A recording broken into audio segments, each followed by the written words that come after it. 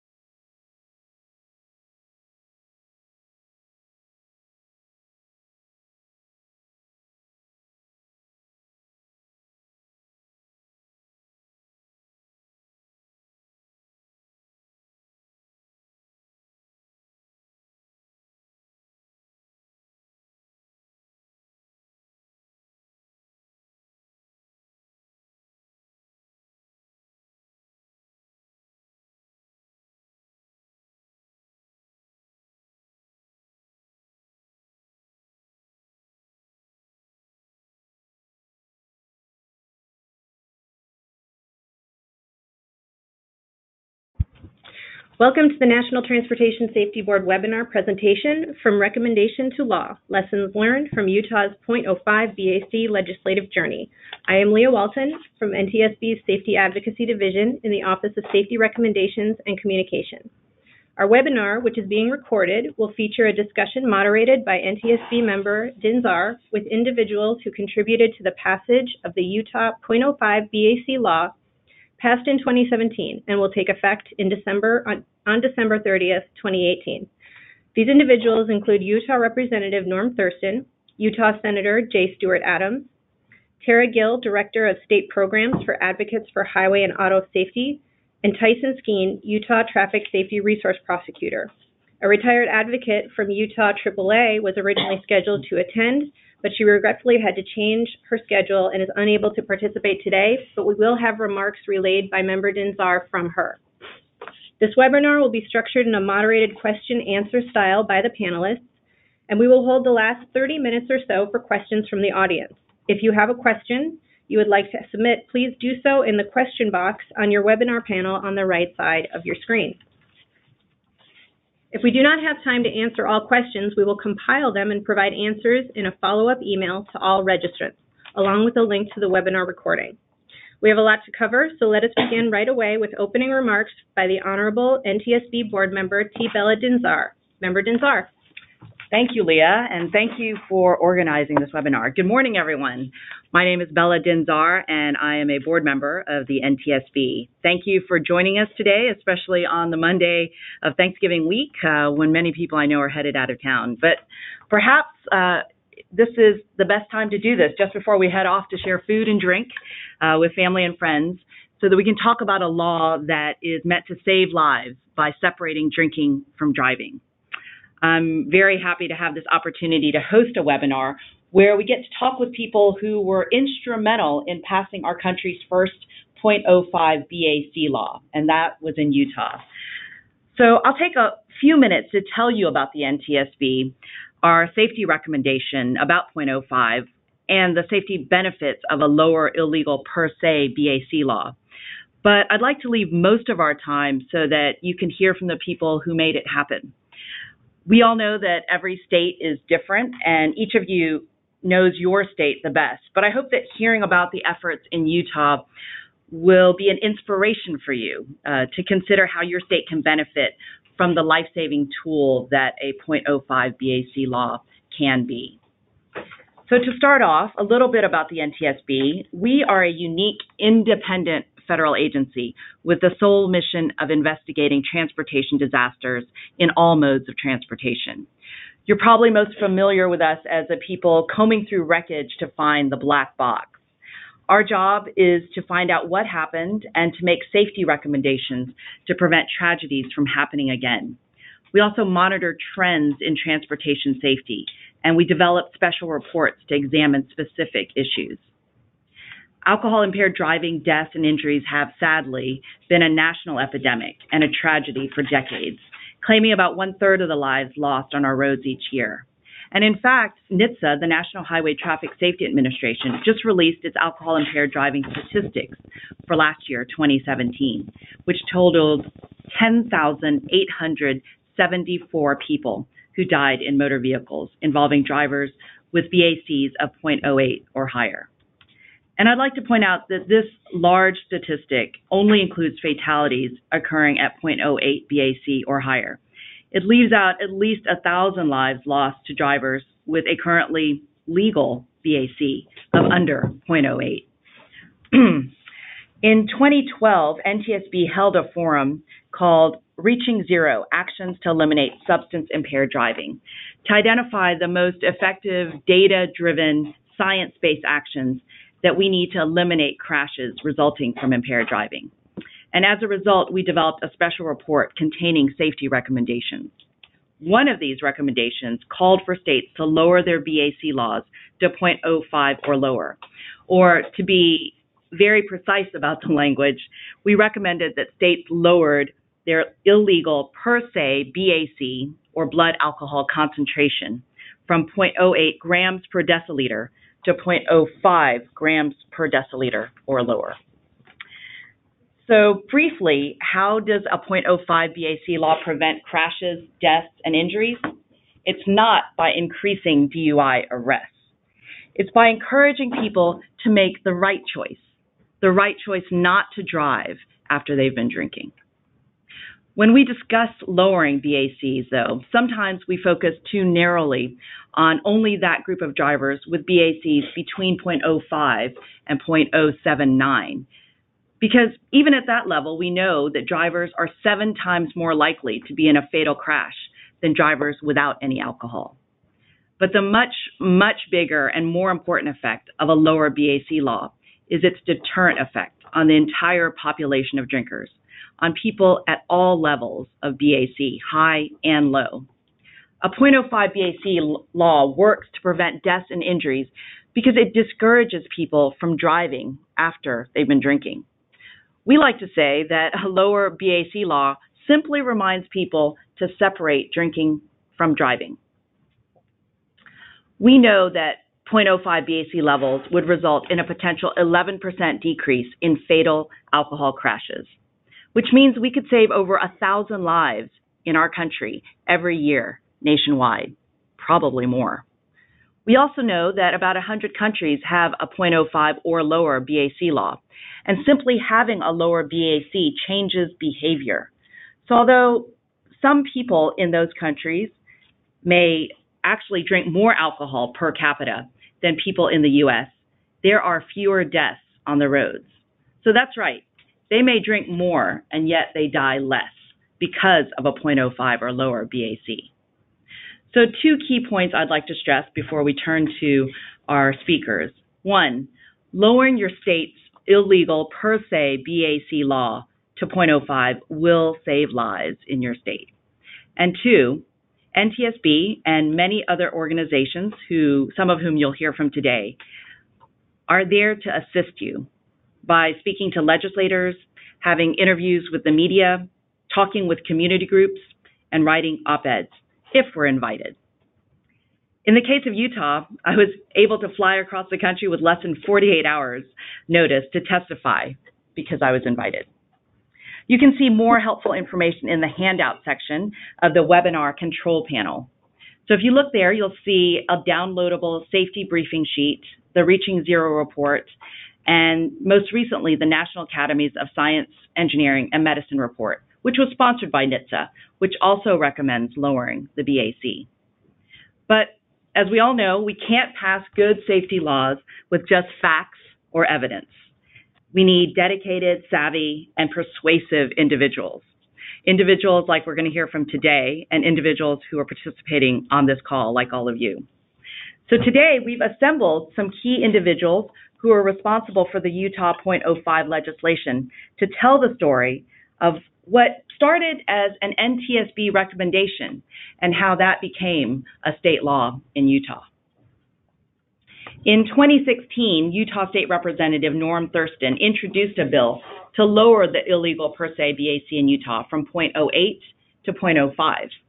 Working with Senator Stuart Adams, his bill was passed into law and will take effect on December 30th of this year. It sounds simple, but as we know, it wasn't. As many of you know, Utah was also the first state to lower their BAC from 0.10 to 0.08 in the 1980s, along with Oregon. I'm very happy to have Representative Thurston with us here today. He represents Utah's District 64 and was elected to the Utah House of Representatives in 2014.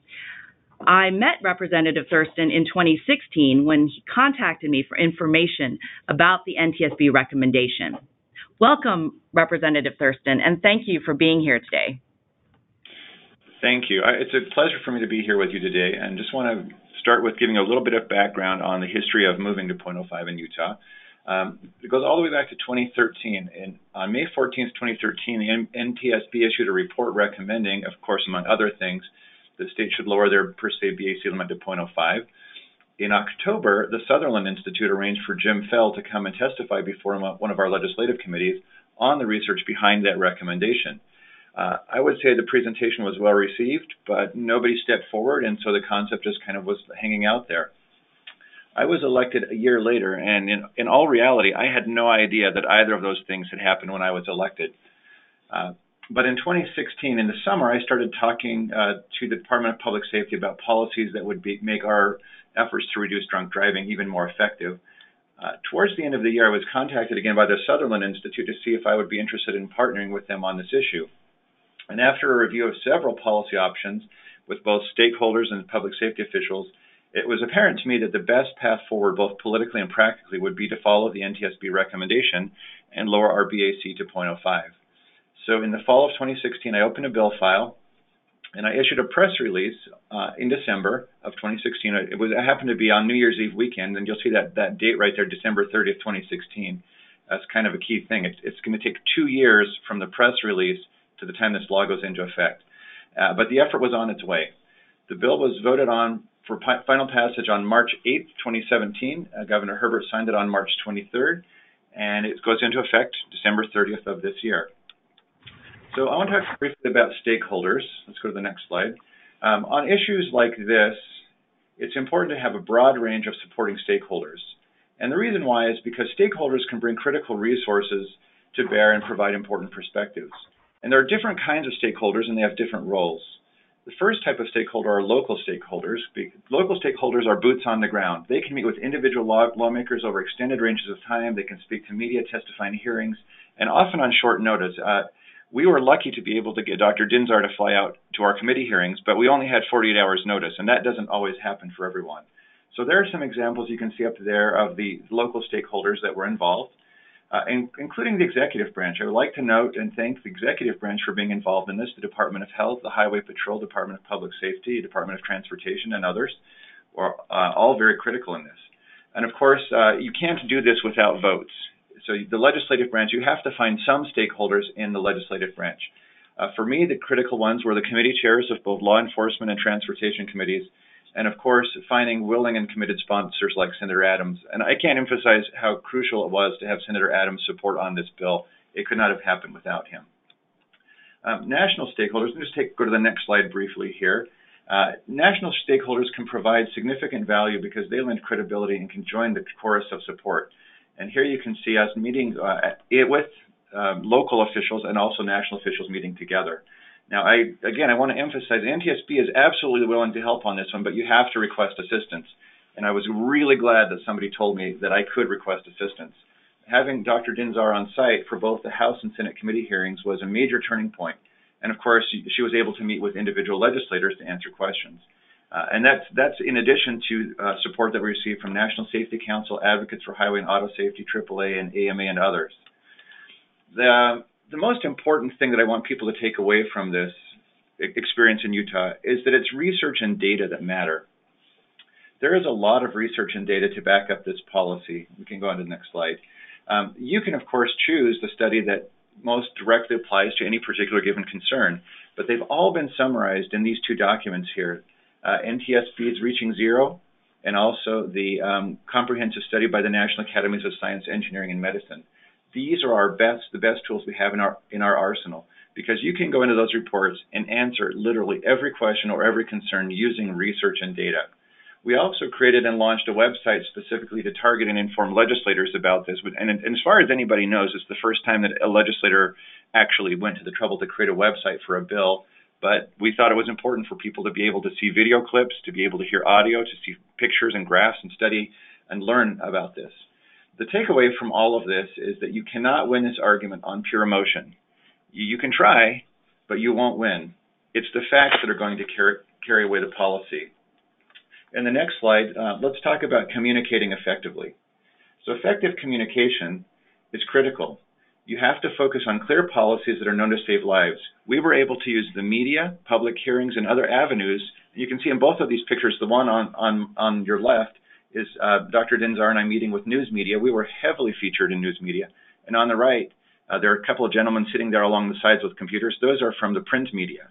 And so we were able to leverage the earned media. We figure that we had over $3 million worth of earned media to help support this effort simply by having a clear and effective communication strategy. But the key is to focus on that clear policy. The clear policy is that 0.05 is known to save lives. Whatever anybody else might say, at the end of the day, going from 0.08 to 0.05 will save lives, and that's really hard to argue with. But people will try, so let's take a look at the next slide. Who's going to be in opposition to this? I found, and it's hard to categorize everybody that's going to be in opposition, but mostly it's going to be people who profit from the sales of alcohols, people who are in the business of selling alcohol.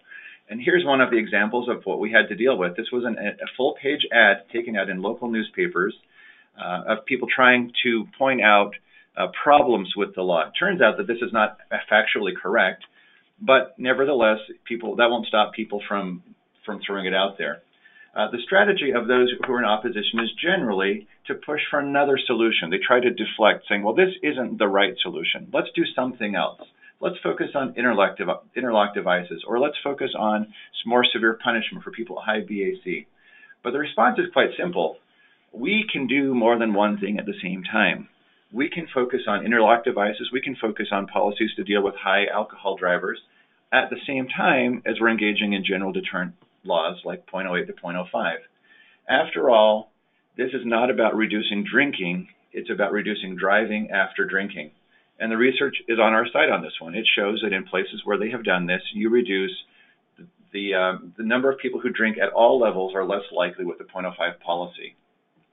And as we're going to hear later from the prosecutors, we will continue to arrest based on impairment, so only impaired people will go to jail. So it's not true that an innocent person is somehow going to be swept up in this. But again, for us, the best response has always been, let's stay on message. The message is that 0.05 will save lives, and the longer we wait, the more lives that are lost. So I would say on this idea of preparing for opposition, there will be opponents, but if we can stick to the core reason for the policy, we will let the facts and the research carry the day. And I'm going to kind of cut it off there so that we can have more time for questions at the end. So thank you very much for your time. Thank you so much, Representative Thurston. And I should mention that photo that you showed with the news media, that Representative Thurston was doing it in English and Spanish with the local media, so they were very happy about that. I wanted to ask you, Representative Thurston, could you tell us how and why you decided to contact the NTSB and know that you were able to contact us for help? I know you do a lot of research, so you knew where the recommendation came from, but how did you think of contacting us for specific help in Utah? So it was very interesting. I went back because when I heard that question might be coming, I thought I better go research this. So the press release went out on December 30th, and I got a contact of a phone call from our local AAA representative, Rolling Fairclough. She called me about 4 days later, and she said, "Hey, did you know that NTSB is available to help?" And I said, "I did not know that they were available to help." And I said, what kind of help? And she said, kind of whatever you need. If you need somebody to come and testify, they can do that. They can provide research and resources.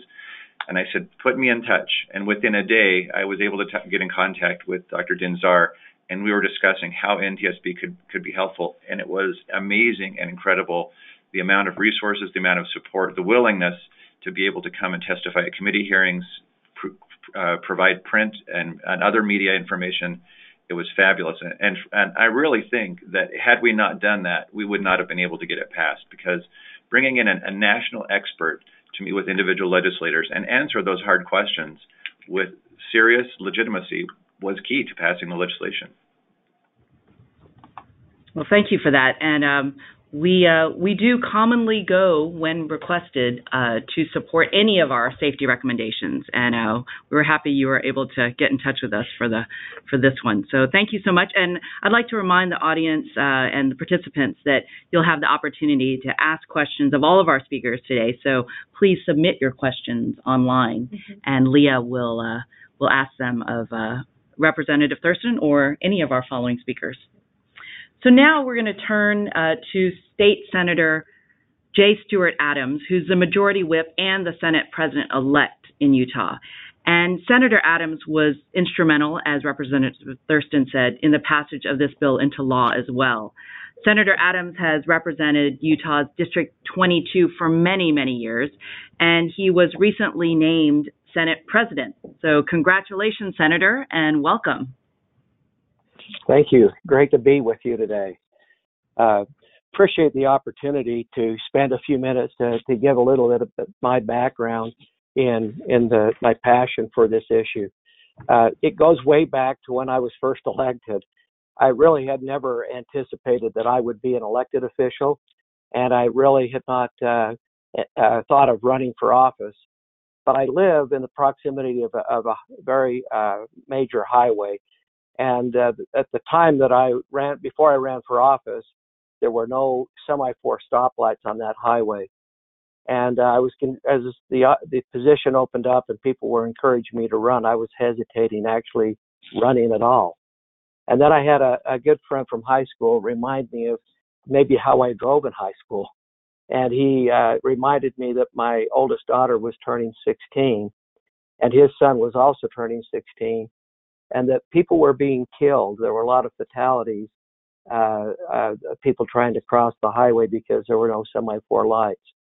And he basically reminded me that if anybody was going to push this, it had to be someone on the east side of that highway that would actually be motivated and have a passion for getting those semaphore lights. So I actually submitted my name, decided to run for office. And that's the reason why I'm elected official, is because of my concern for my oldest daughter and her safety, and wondering if she would be able to cross that highway. I got very involved in transportation issues as I got into the legislature. I actually ran and was in the House for 4 years.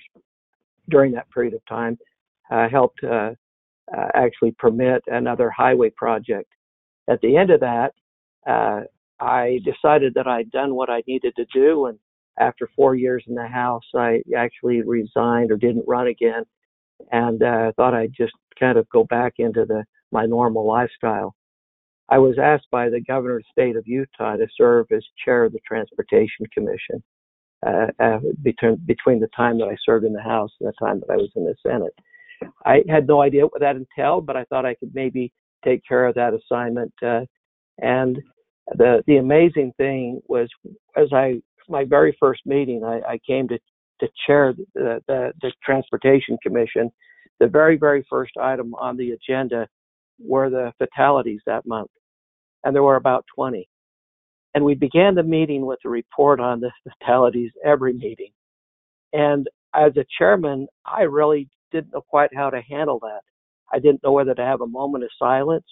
I didn't know quite what to do because it seemed almost, it was very, very difficult to pay the type of respect and give the type of honor to someone who had lost their lives. And again, we were consistently about 20 every month.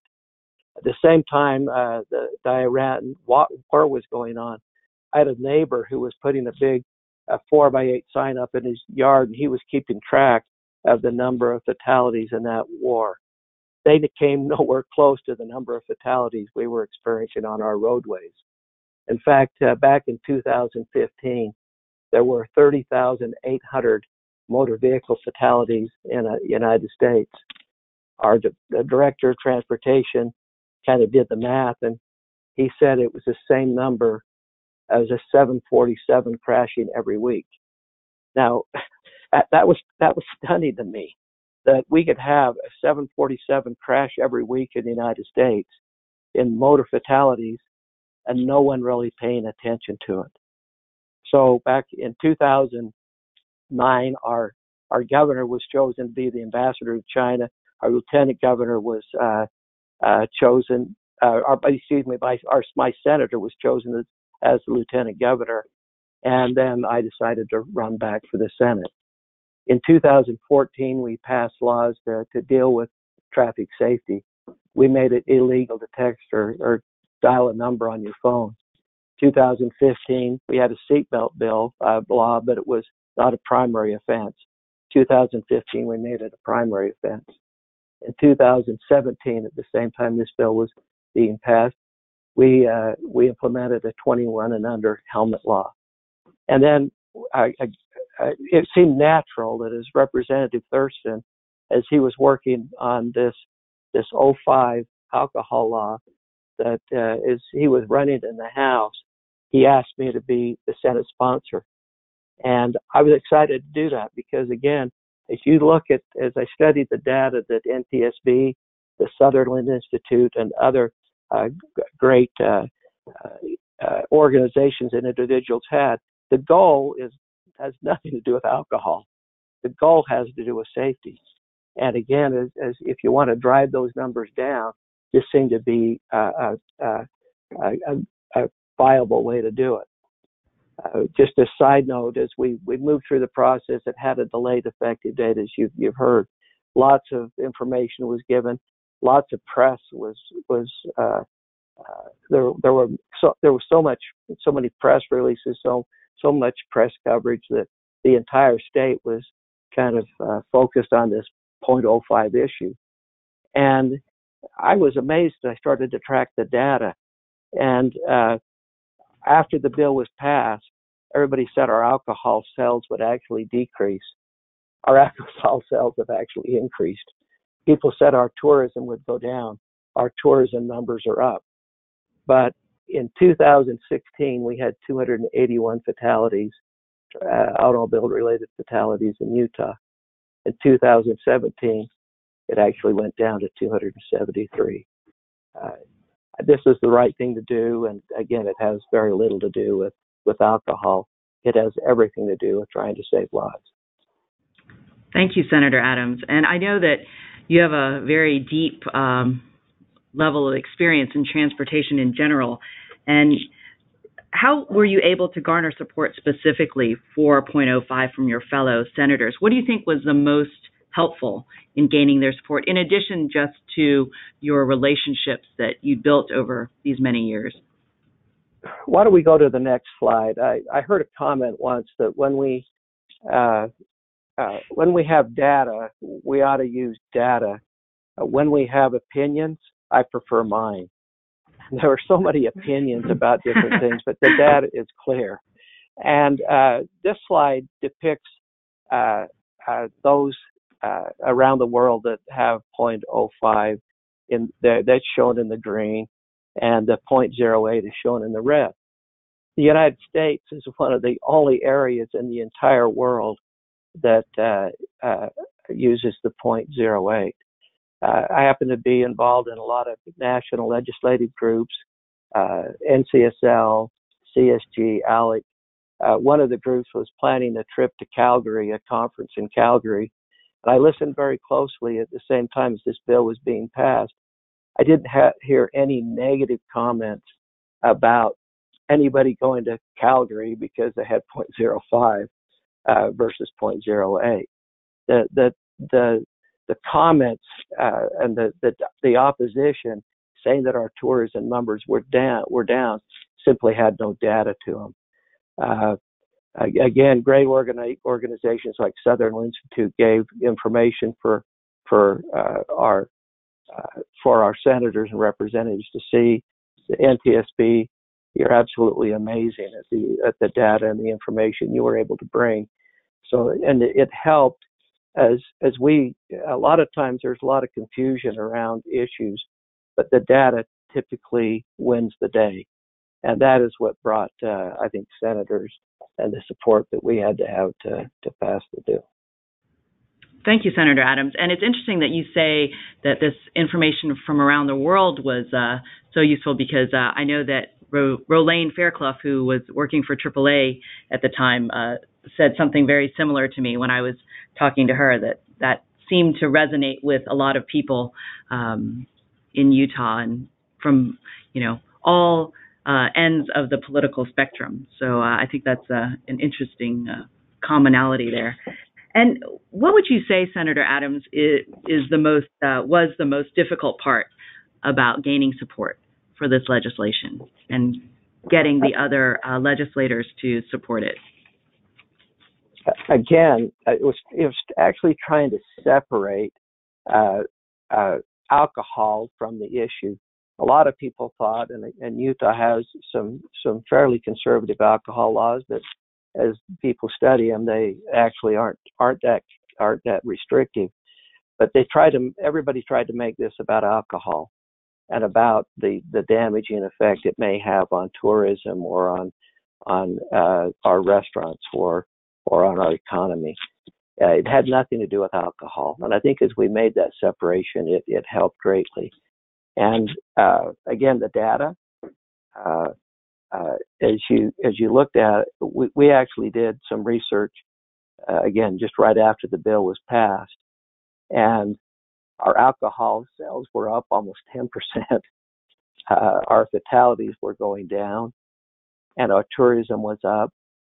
And disconnecting, I suppose, the myth about what may happen or what will happen and the actual data, I think was very difficult sometimes to make sure that information got out.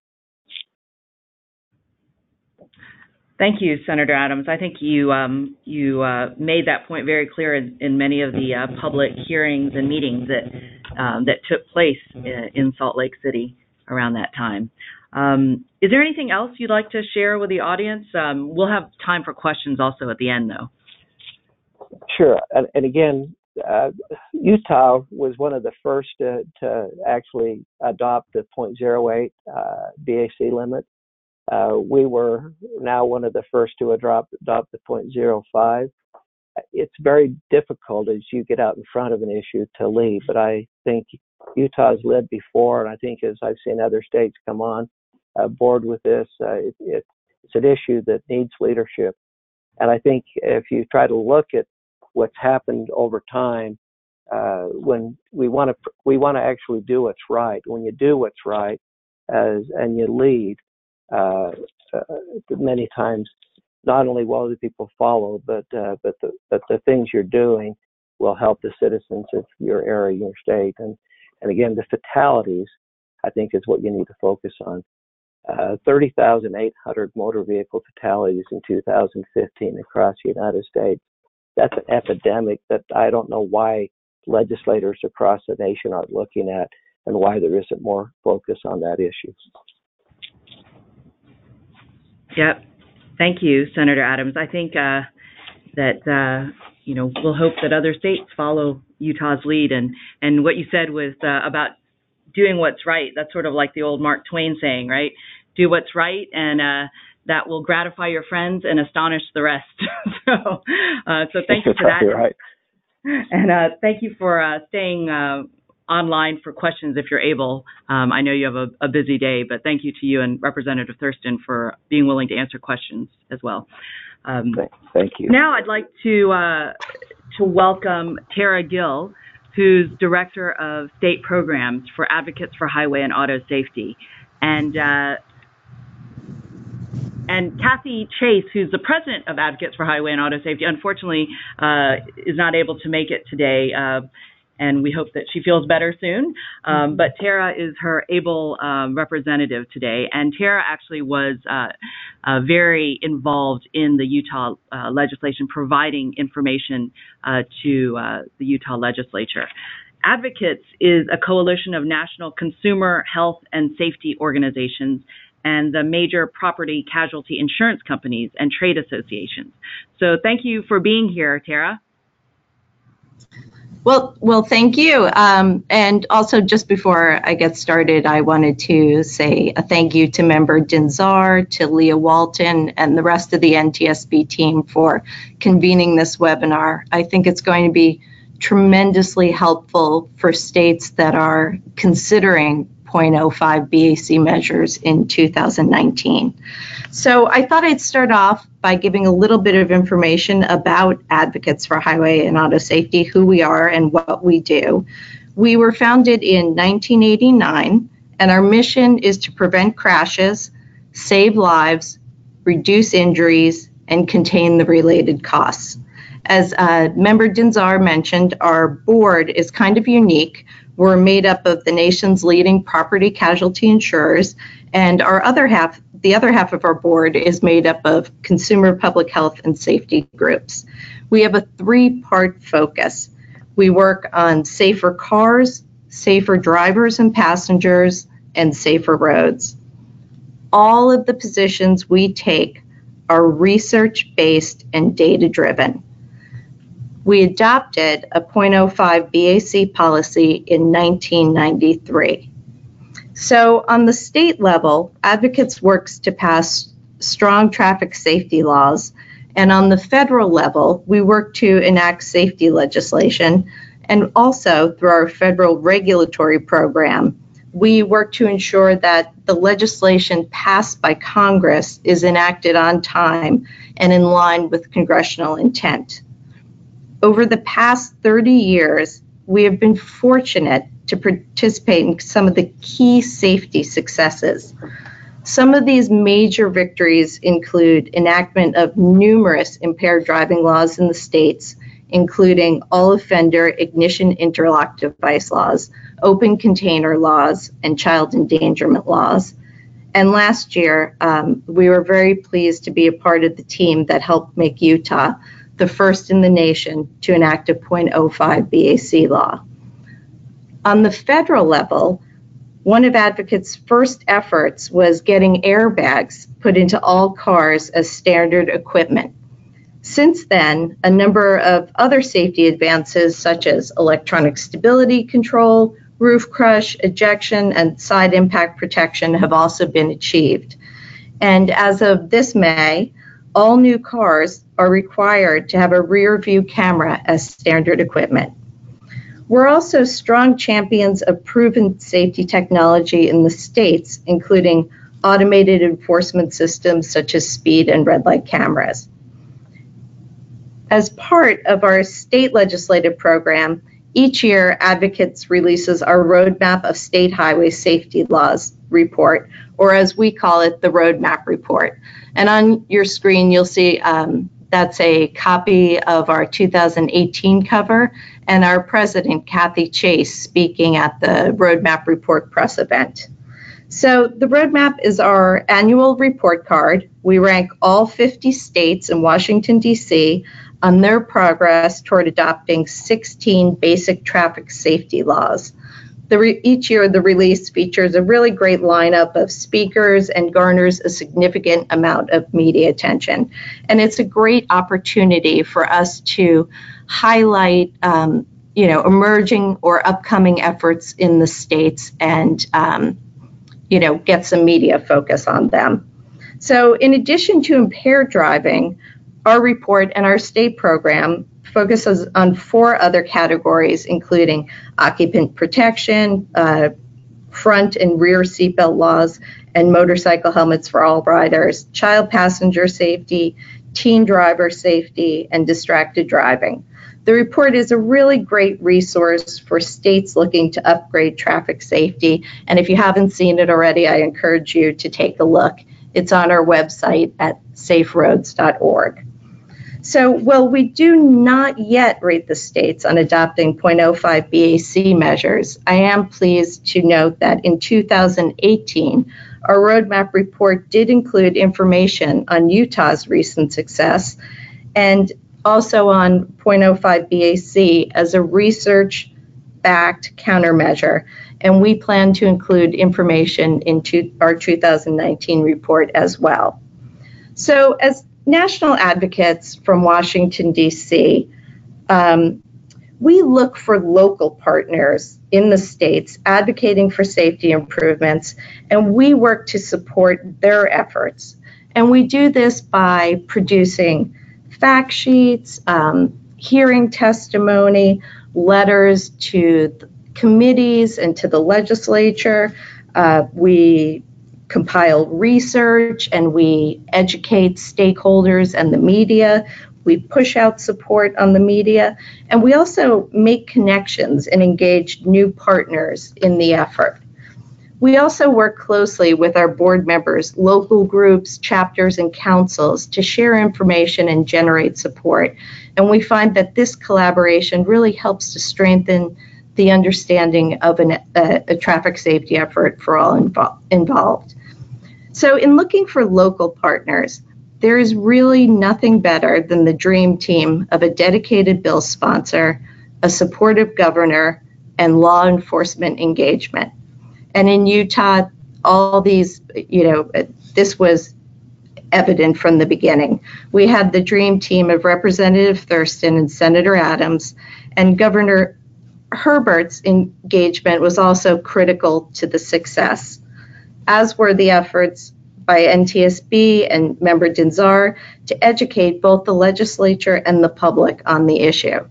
And I think it was Senator Adams or Representative Thurston that mentioned that, even with all these pieces in place, with research and data supporting your effort, it doesn't mean that it was by any means an easy effort or a sure thing, but it did help tremendously that we had these essential elements established from the beginning. You absolutely have to have a sponsor who's going to fight for the measure in the legislature. And then once it's enacted, it's critical that the governor's office has the research and the data in hand before the measure drops on their desk for signing. So as the bill advanced in the Utah legislature, we provided the research and the data both to the legislature itself and to the governor's office, and we made ourselves available to answer any questions and provide any additional information that they might be seeking. So advocates, we're not a large organization, but we definitely try to make up for our size by being nimble and very responsive. We're kind of a rapid response team for our partners in the states. And, however they ask us to get involved, we are there backing them up. So that's just a little bit of how, we participated in this effort and how we would be able to work with states in the future if they were interested in enacting 0.05 BAC in their home state. Thanks, Tara. And that was really useful to know how advocates support states in general with highway safety legislation. And could you tell a little bit more specifically how advocates became involved with the 0.05 legislation? Yeah, absolutely. So, Member Dinzar, this is going to actually involve you. I first heard about the 0.05 BAC when I ran into you at an event, and I believe asked you what you were working on, and you mentioned you were heading out to Utah to work on 0.05, their 0.05 bill. So I, came back to advocates and looked through our policy, and indeed we were able to support the measure because we had policy in place. And then the next step was reaching out to Representative Thurston to let him know that, to introduce ourselves, let him know that we support the policy and we're interested in working on it. Well, that's great. I'm glad I was helpful. But we should thank Representative Thurston for inviting me in the first place, and then Senator Adams as well for on the Senate side. And could you tell us how other states, if they wanted to ask advocates for help like the representative and the senator did in Utah, how would they go about that? I'm not sure that, like for NTSB, often people don't realize that this is a resource, but, we'd like to be invited, or we, would prefer to be invited. Absolutely. So we're able to get involved without being invited, but it's often helpful to hear directly from either the member of the legislature or who's ever organizing the support team in the state. Just reach out to us, and we will jump in and get involved and do what we can to support the local efforts, realizing that we don't want to overstep and we want to follow the local organization's lead. And so, thank you. So right now, the slide that's being shown is one of the op-eds that our President Kathy Chase submitted with Deborah Hersman from NSC supporting the 0.05 BAC measure in Utah. And this was done just earlier this year. So, I think that it's important to point out that our efforts don't end once the measure is enacted. We continue to support it moving forward. And this was, as I said, from this year. And, that's how we can continue to support states between the bill getting enacted and the law going into effect. Great. Thanks, Tara. Is there anything else you want to share with our participants before we, at the end of the webinar, of course, we'll be opening up for questions. I'm sure you'll get more questions then. But is there any last bit of advice or information you'd like to share? So, I would just say, stick to the data and the research. Expect to meet some serious opposition, but it makes it a lot easier to counter if you just stick to the data and the research. The data and the research is on our side. Thank you so much, Tara. Next, we'll be hearing from Utah Traffic Safety Resource Prosecutor, Tyson Skeen. Welcome, Tyson.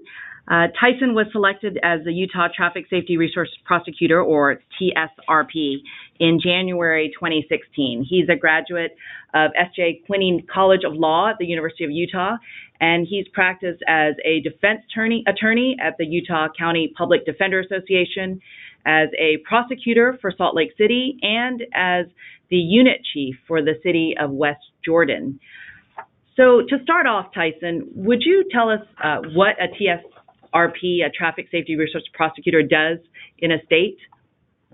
Sure, thank you. Our role is essentially to be a resource to prosecutors and law enforcement on all impaired driving type issues. And I know every state, the focus ends up being a little bit different, although we're the same across the board. But each one of us kind of finds our own niche, and we take things in the direction that we feel will be best utilized by our skills, and then also for the needs of our states. But across the board, we really we do a lot of training, we do a lot of resource. I currently don't have a caseload in the state of Utah. I am all training and resource. Many of my colleagues around the country do still have caseloads that they carry, and they still prosecute these types of cases themselves. So it does vary a little bit, but our role is just to be a resource on impaired driving and related issues, traffic safety issues for our partners around the state. Great. And how would they get in touch with their own TSRP? Is it pretty easy for them to find out who their TSRP is in their state? Yes, and every one of us not every one of us, almost all of us receive funding through our highway safety offices. So if you wanted to figure out who that was, you could probably contact your highway safety office. Because each one of states handle this a little bit differently. Some are in individual prosecution offices, some are like in the state attorney general's office, some are out of the highway safety office. So we're not all in the exact same place in every state, but I would dare say that if you did want to reach out to your traffic safety resource prosecutor, you could figure out who that was and get contact information through your highway safety office. Thanks, Tyson. So to start off, could you tell us about some of the myths and dispel them about a 0.05 per se BAC law, especially from the legal perspective?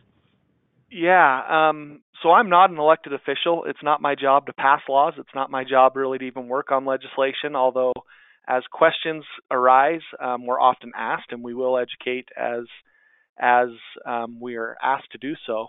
But as a prosecutor and as a TSRP specifically, it's our job now to turn around and figure out, once those laws are passed, what does that mean when boots hit the ground, when the rubber hits the road, so to say. Some of the questions that have come up and that I even had as we started this process of looking at this in Utah, and you'll see those on the slide. These are kind of our main questions that came up.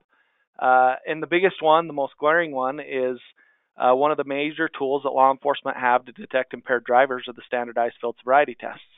And those have not been validated at a 0.05 level. And so what are we going to do? Are we putting our officers out there without any tools to be able to actually enforce this law? And it's been interesting because we actually have looked at this a little bit. And when I say we, not me, but we collectively as a country have looked at this. We do have the studies out of Colorado and San Diego in the 90s that looked at this and showed that there is sensitivity in the standardized field sobriety test down to actually an 0.04 level. Now, that being said, it is true. It hasn't been validated at an 0.05.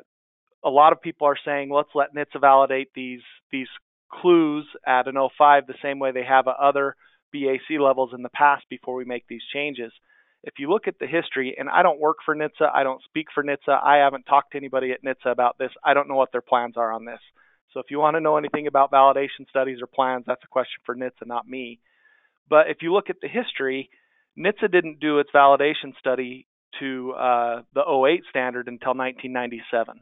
As Senator Adams mentioned earlier, Utah was the first state, along with Oregon, in 1983 to go to the 08 standard. And many other states followed that. So it took 14 to 15 years, and 15 states had already enacted the 08 standard before NHTSA actually validated the field sobriety testing clues at an 08 standard. And so they likely, at least it's my belief, they won't do that validation study until it's needed. And so until other states start getting on board on this and they need to do a validation study, that would be the only thing that would cause them to do it. Utah has looked at this a little bit on our own. We've had little mini studies, I guess, so to say. And we are seeing that it is difficult to detect impaired drivers all across the board at 0.05.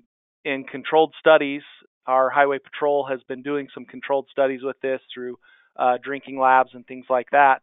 They're picking people and determining that they're impaired and that they would arrest them about at a 50% rate. And so not everybody that's at an 0.05 is showing enough clues that would make an officer concerned that they're impaired. And so the field sobriety test, we're going to have to look at that. There may be some issues in regards to the validation on that. That's not for me to do. That's not for me to declare how that's going to come out. But in time, we'll get answers on that. But I will say that that the studies that have been done have shown that there is sensitivity in the field sobriety test down to an 0.04. And just like there are times people at an 0.08 are let go on the side of the road because they're not exhibiting lots of clues and have not shown the clues that the officer feels is necessary for an arrest at that point. And so that we have really focused in Utah on saying we're not going to change anything on how we do with this law. We're not going to all of a sudden start telling officers to look for less clues on the side of the road to make an arrest. They're still to be looking for impairment, and Representative Thurston mentioned that earlier. It's super important that we focus and keep doing things the way that they've been trained to do.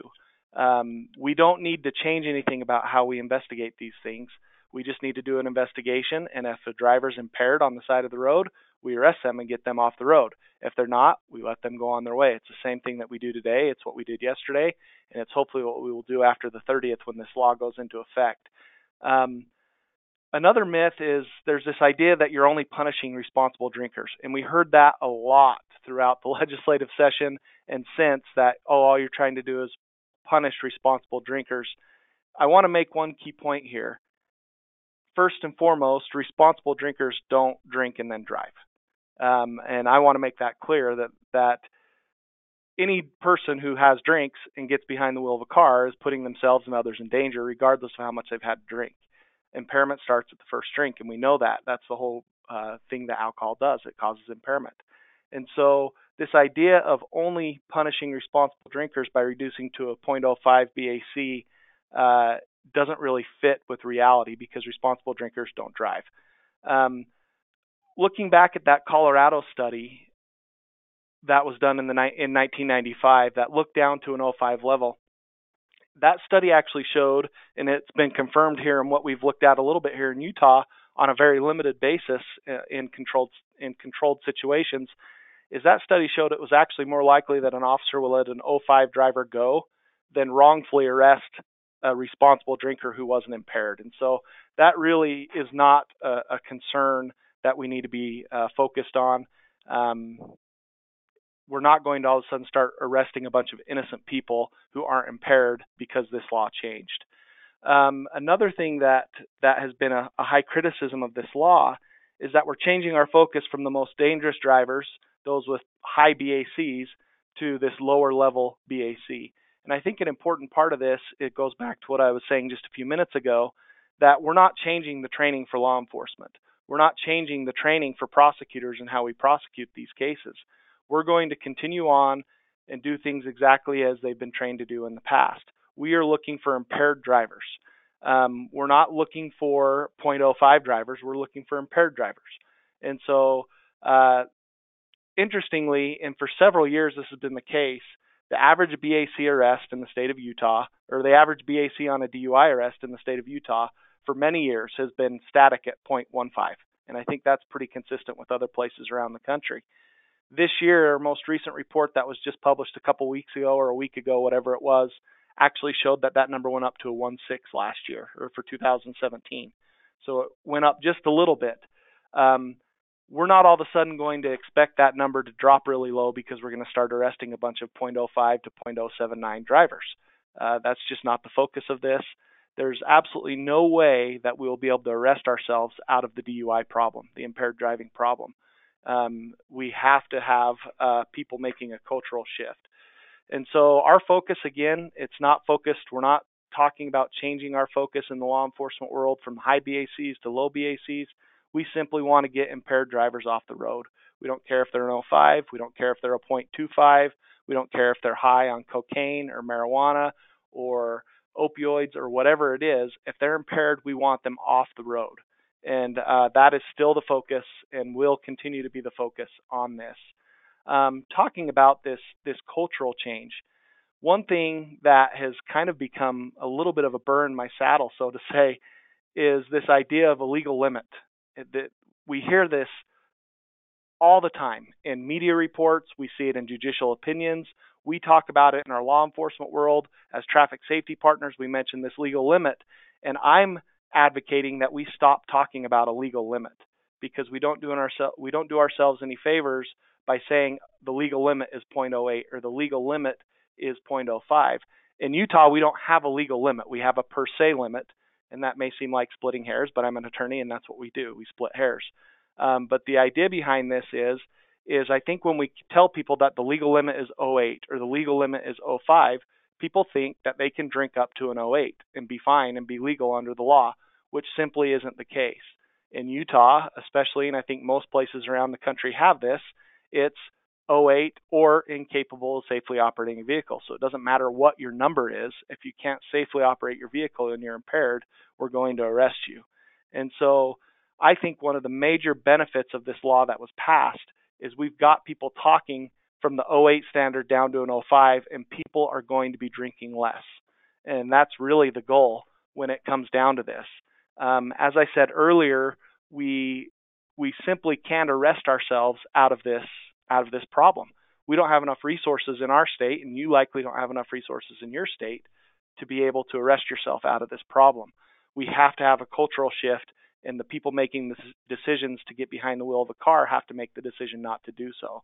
That brings me to the last thing that was a big concern from outside. It wasn't really a concern for prosecutors or courts or anybody else, but this idea that we're going to fill our courts with all these extra DUI cases.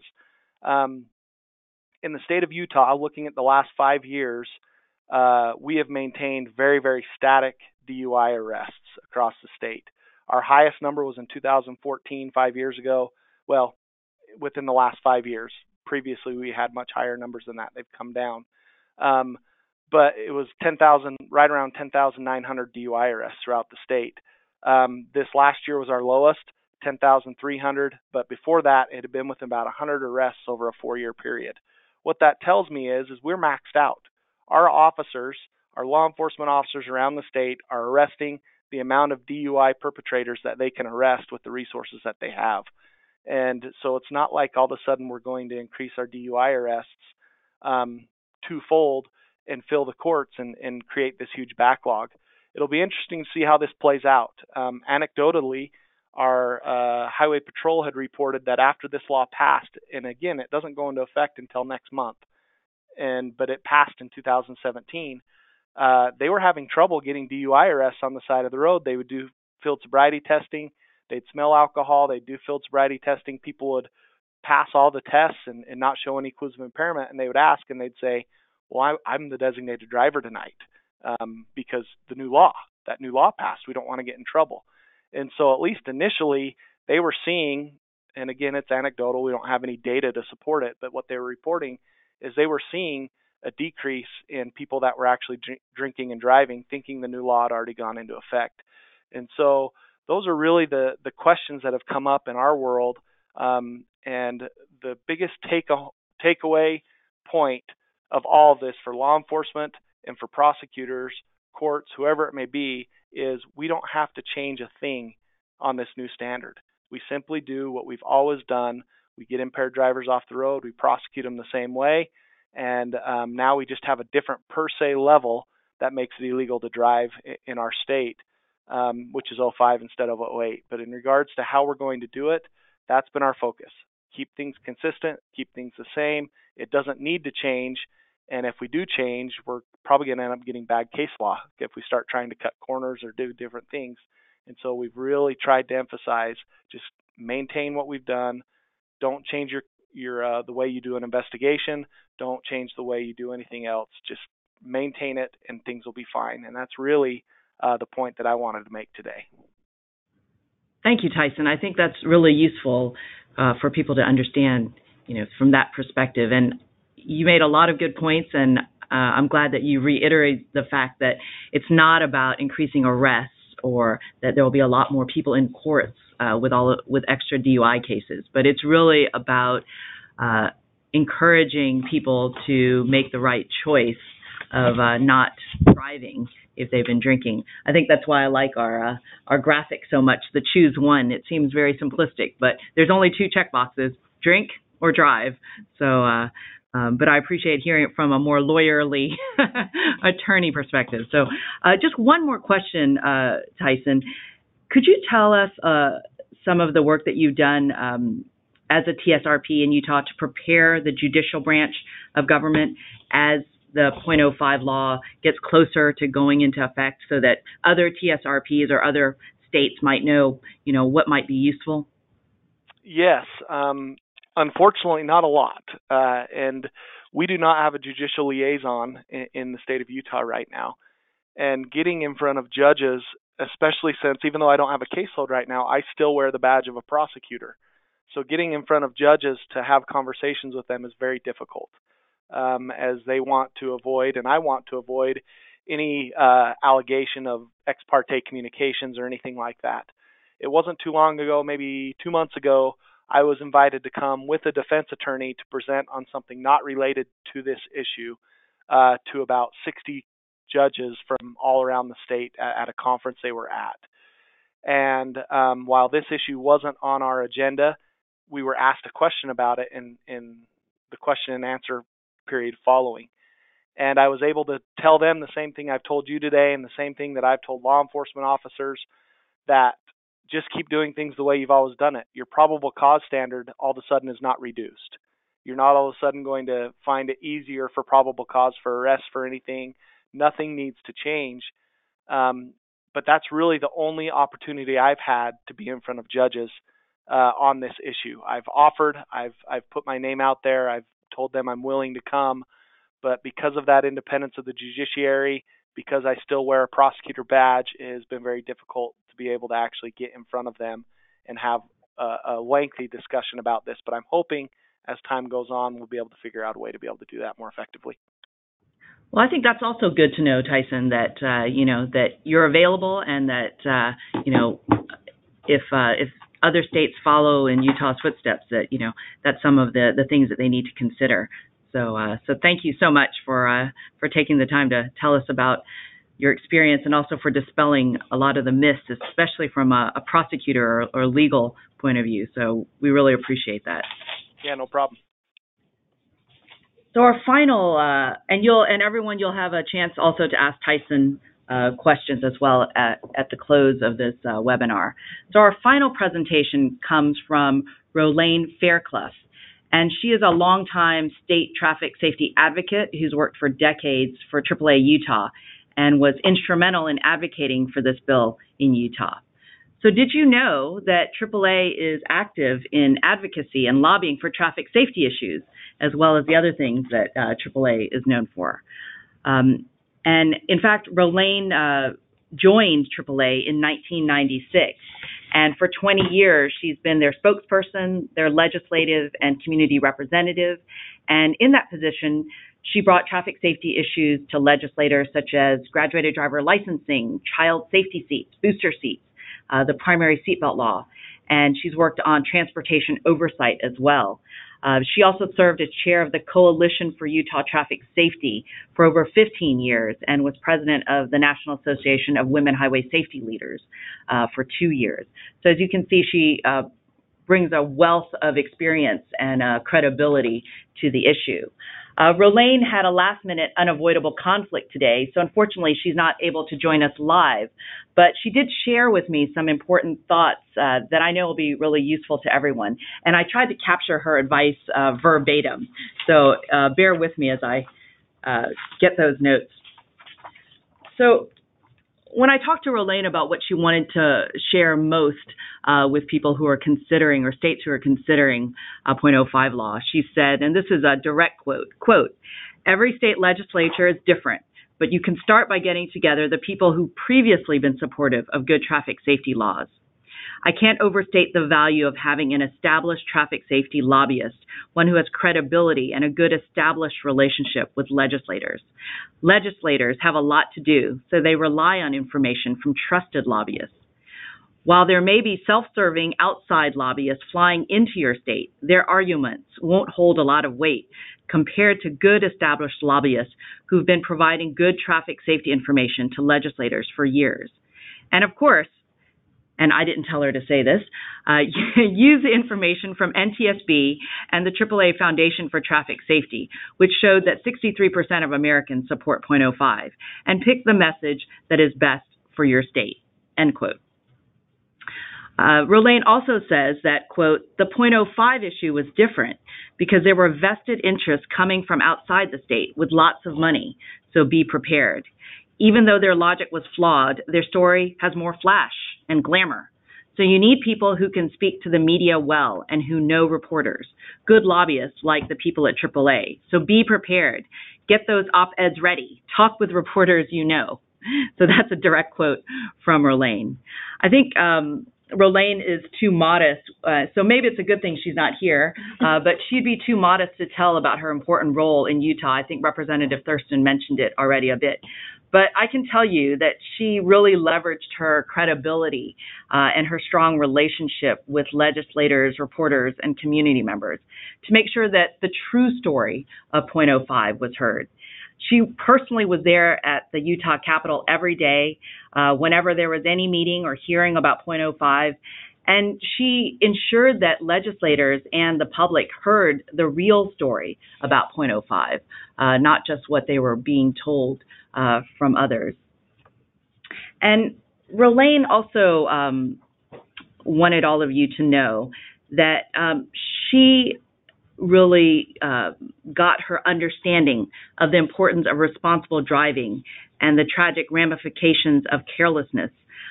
She says that came about because her own son was killed by a young driver in 1988, and that led to some of her work. We often hear stories about bad anti-safety lobbyists who only care about making money off their clients, such as the restaurant industry or other clients. But I think here's an example: Rolane Fairclough, Kathy, Tara, and others, many of you who are on the webinar today, who represent the good side of lobbyists who can make a difference in passing life-saving legislation like 0.05. So I'll get off my soapbox now and move on to the questions and answers. Before we move to questions from the audience, though, I think that I should mention that this discussion reminds me, and this was mentioned several times during our webinar today, something that I always try to keep at the forefront, and that's simply that a 0.05 BAC law is a life-saving law. It's life-saving. There is irrefutable evidence for that. And we've known this for a long time, but now with the National Academies of Science Independent Commission, which was funded by a NHTSA grant, this also supports the life-saving value of 0.05 BAC. So there is no question about the science at all. And I think we should also remember that lowering the BAC is certainly not the only solution. We've heard of others as well to preventing impaired driving crashes. But it is one important and neglected solution.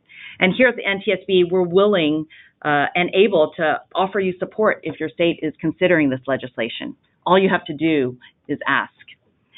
You know your state best, and you know, that will always be the case. But we can help you by being agile and quickly providing the factual information that was the basis of our safety recommendation.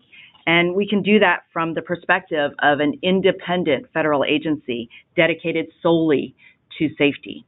So as a last plug, please contact Leah Walton, the safety advocate at NTSB who supports this initiative, or Steve Blackstone, who's also here. And they both support this and other impaired driving and other traffic safety issues as well. So now let's turn to questions. And I think Leah has some questions that have been sent in by participants. Yes, and just as a reminder, if you'd like to send in a question, you can do so in the little question box. We are monitoring that. The first question, just wanted, it would be a reiteration on if DUI fatal crash rates are lower in other countries with a BAC from 0.05 to 0.08 versus 0.08 BAC. And I believe on our fact sheet, which is located in the handout section, it does highlight that other countries that do have the lower BAC, they do have a lower crash rate and fatality rate, while they also have higher rates of alcohol consumption. And just to jump in, you can also see a lot of this in the National Academies of Science report that looks at that as well. And I think one of our speakers might have had a comment. Yeah, Leah, this is Senator Adams. I appreciate that. This is, again, there's more research being done. It's a little bit anecdotal, but perception many times is more important than reality. We passed the bill. It doesn't go into effect until a month from now. But the perception was it had. Here's the anecdotal data. In 2016, there were 281 fatalities in Utah. Our vehicle miles traveled, we're a growth state. They're going up rapidly. In 2017, the deaths went down to 273. You just heard our DUI-related arrests are down. So deaths, DUI arrests are down. Our alcohol consumption's up and our tourism's up. that's anecdotal, but I think that it can look to the data. The data appears to be holding as to what your study said. Thank you. And also, this is in addition to the scientific evidence and what Senator Adams mentioned as well. In traveling around the world, in my previous work with an international philanthropy, these countries that have a 0.05 or lower BAC, I mean, not only do they have lower rates of death by drunk driving, even though either their levels of alcohol consumption are the same or greater than ours per capita, but no one would think of driving after having been drinking. So it is a cultural change, as I think Tyson mentioned. It's not a culture of not drinking. These are countries where drinking is part of the culture. Australia, Ireland, the UK, I mean, other parts of the UK, Japan. These are countries where, alcohol is in some ways part of the culture, but it's also part of the culture never to get behind the wheel once someone has been drinking. So they've made the right choice.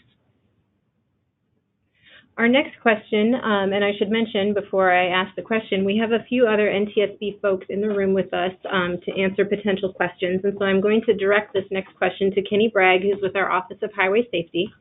The question is, why is it not recommended to law enforcement departments to use breathalyzers instead of field sobriety tests the way they do in some European countries? Well, I think the difference is our legal system. Officers have to meet a standard to present evidence, so they just can't presume. They have to gather evidence, and that's usually done through the SFST. Once they have the probable cause based on those observations, then they can usually mandate a person to take a breathalyzer test. Thank you. This next question can go to either Senator Adams or probably both Senator Adams and Representative Thurston. What were the biggest obstacles as far as getting other politicians on board and standing behind the bill once it was on the table? So this is Representative Thurston. I'll go first. From my perspective, Representative Thurston? Sounds like we may have lost Representative Thurston. Yeah, we may have lost him. This is Senator Adams. Probably the biggest thing is to be able to get the data out. You've got to identify a problem, and the problem isn't drinking. The problem is highway fatalities. Again, it's just staggering to me that there could be over 30,000 motor vehicle fatalities in the United States, and that we aren't focusing on that epidemic. And I think as legislators start to see that, and they start to see that huge number, all of a sudden the reality of how we're going to deal with this sinks in. And so there's got to be just a little bit of not only data, but there has to be a little bit of passion for doing what's right.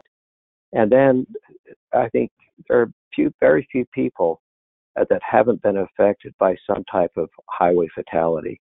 I think we've heard about Rolaine's, I think her son or whoever, but that passion to be able to fix this problem. And it's not drinking. The problem just absolutely is not drinking. Alcohol sales are up. But the problem is driving after you drink. And the problem is being a responsible driver. And I think we saw not only DUI arrests go down, but those that don't drink, I heard from many of my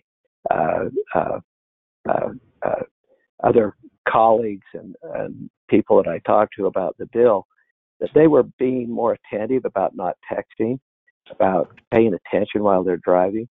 And the fact they knew there were so many fatalities, there was a community, I think more of a concerted effort by UDOT and by everyone else to try to focus on the fatalities.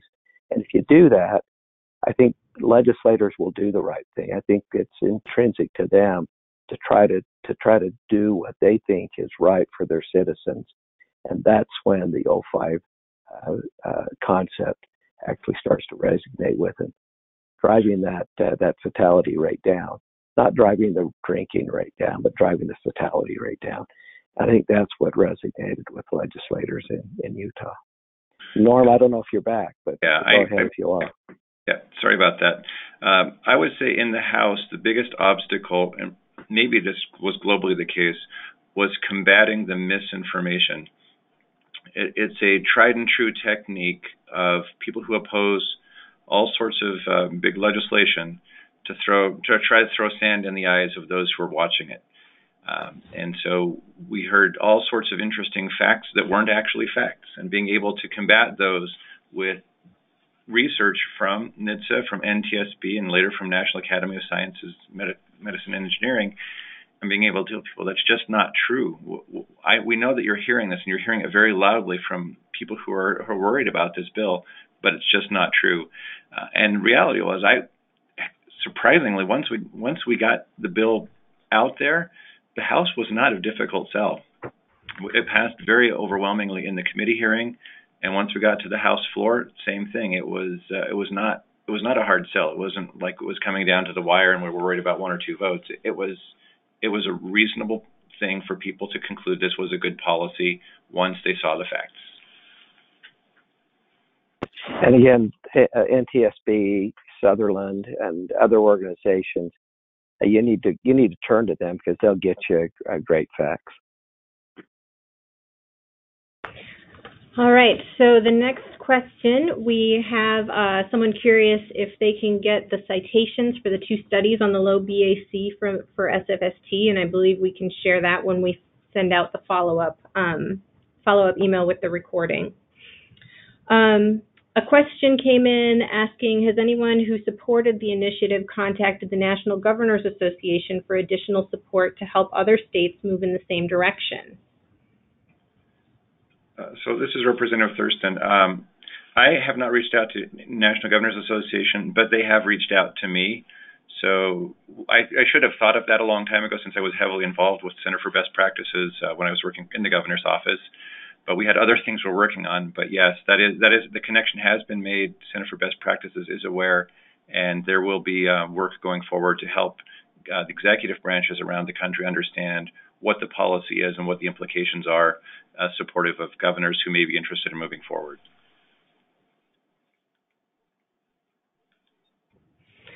Great, thank you.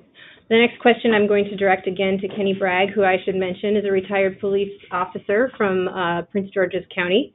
Does the 0.05 law, and this is perhaps also about our recommendation, include, and it's abbreviated IID, and I'm assuming that means ignition interlock devices. If that's incorrect, please let me know in the chat box. But does your 0.05 law include ignition interlock device restrictions on the first offense or on all offenses? So I believe our recommendation tells states how to apply the law. Sorry about that. But it just deals with identifying drivers who are under the influence and who are impaired. Thank you. So in general, when we make recommendations, this is Bella Denzar again, at the NTSB, we do not tell states how to implement it or enact it. We make the recommendation purely from a safety point of view, and we'll provide the information, and it's up to the states. They have their autonomy to decide how they will best implement it. Thank you.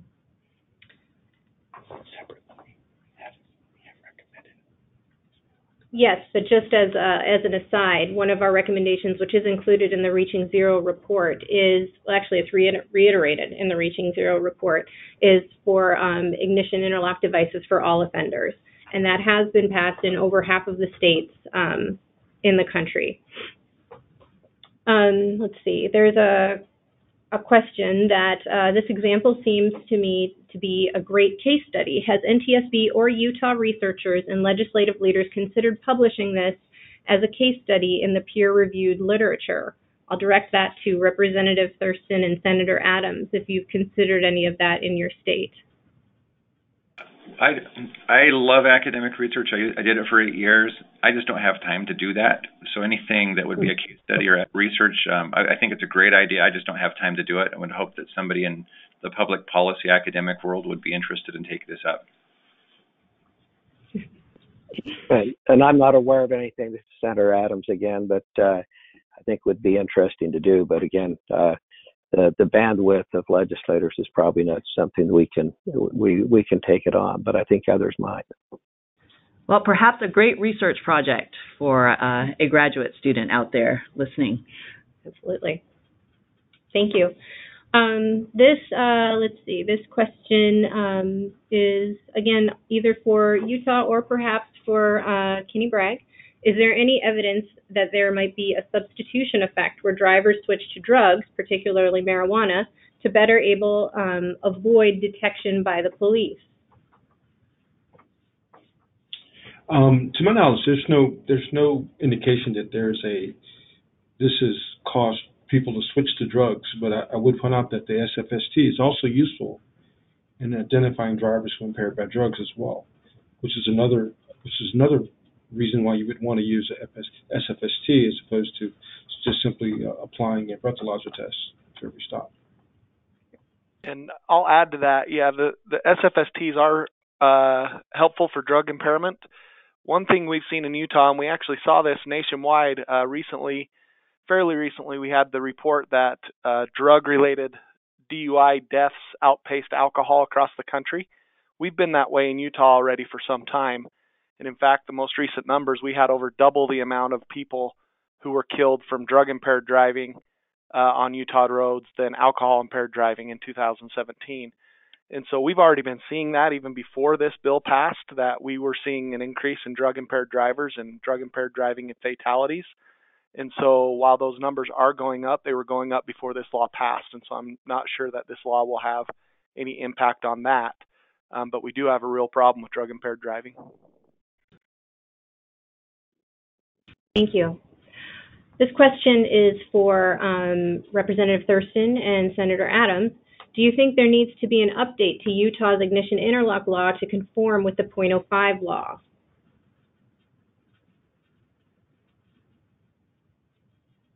I'll let the Senator take a first crack at that one. Yeah, I'm not sure that we need to. I think we've heard, I think from those implementing the laws that I think we just go ahead and try to follow the current processes. If there needs to be an update, we'll probably look at that. But right now, I don't see a real need unless Norm or somebody else sees something that I'm not aware of. Representative Thurston, I don't know if you have any data on that.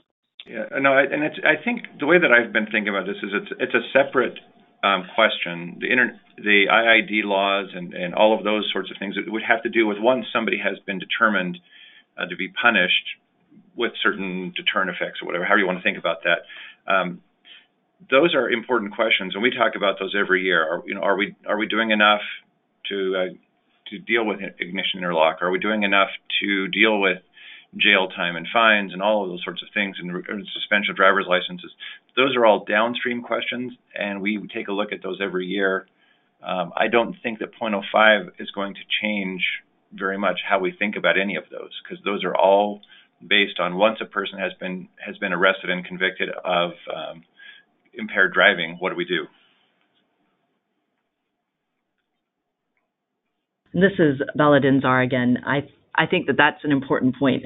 We, in our Reaching Zero report at the NTSB, we make different types of recommendations, and some of them are to prevent recidivism, like an ignition interlock, and we've made a strong recommendation on that.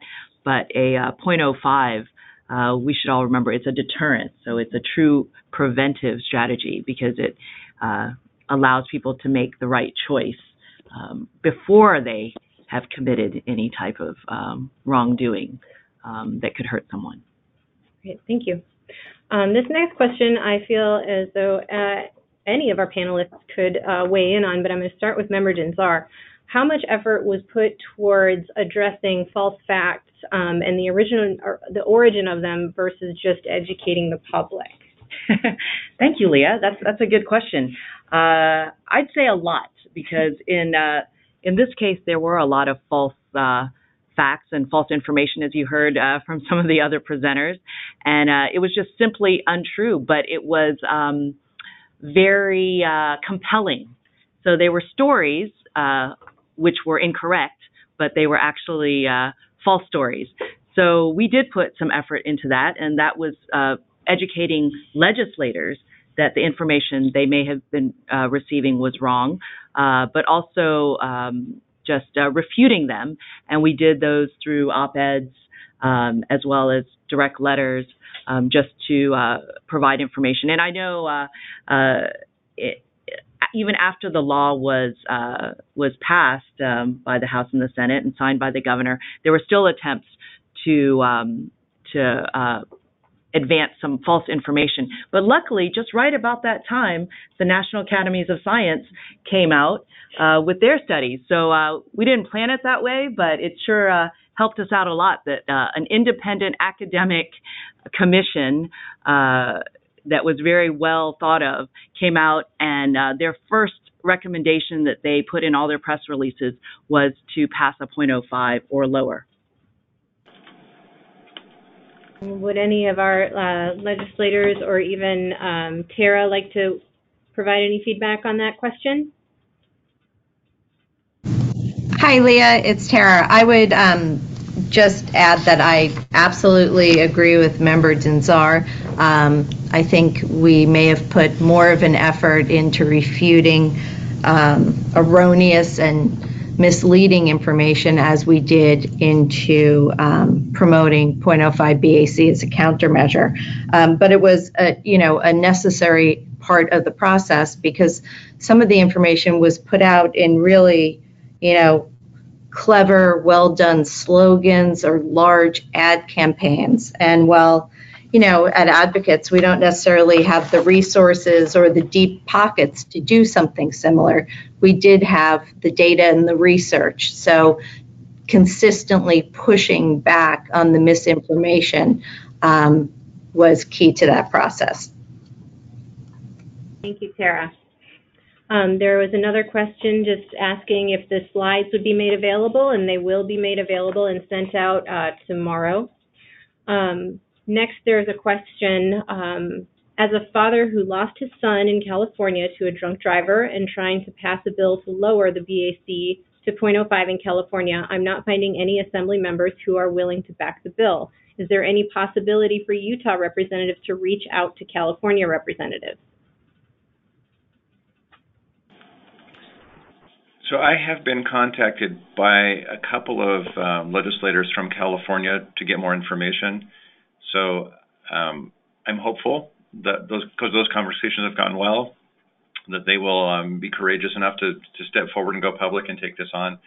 But certainly, if there are people out there on the call that would say, hey, I think if you contacted this specific legislator in this state, I would be happy to reach out to them and make that first contact. And I'm sure that there are others on the call as well. We could test the waters and see if we can find people around the country. So we've been actually quite busy with those contacting us, but I'm more than happy to reach out if anybody has any suggestions. And I've also been, this is Senator Adams, I've also been in touch with a couple of legislators in California who not only want to look at the 05, but also want to try to look at some type of drug impairment law. So I think as they've expanded their marijuana laws and other things, I think they're trying to determine again how to handle impairment.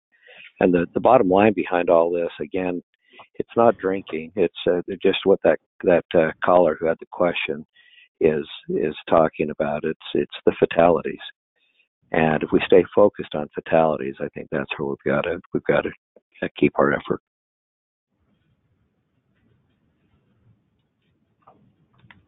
That concludes our questions that have been submitted by the audience. And now I'll turn it back over to Member Denzar. Thank you, Leah, and thank you everyone for joining us today. And I think we'll still, if you have questions, I think we'll still be taking them online.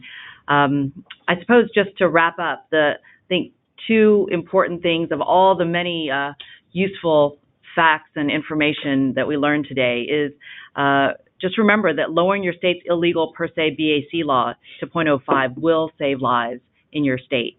And the second thing is remember that you're not alone. NTSB, many other organizations like those on this call, and our Utah colleagues who've been through this, as you heard, are here and ready to help if you ask. So on the NTSB side, please don't hesitate to call Leah Walton or Steve Blackstone at the NTSB. Thank you again to our speakers for your time and sharing your wisdom. And thank you to Leah and the NTSB staff, Stephanie and others for organizing this webinar. The others are Shire. I hope you found it useful. Thank you for joining us. And here's wishing everyone a very happy and safe Thanksgiving.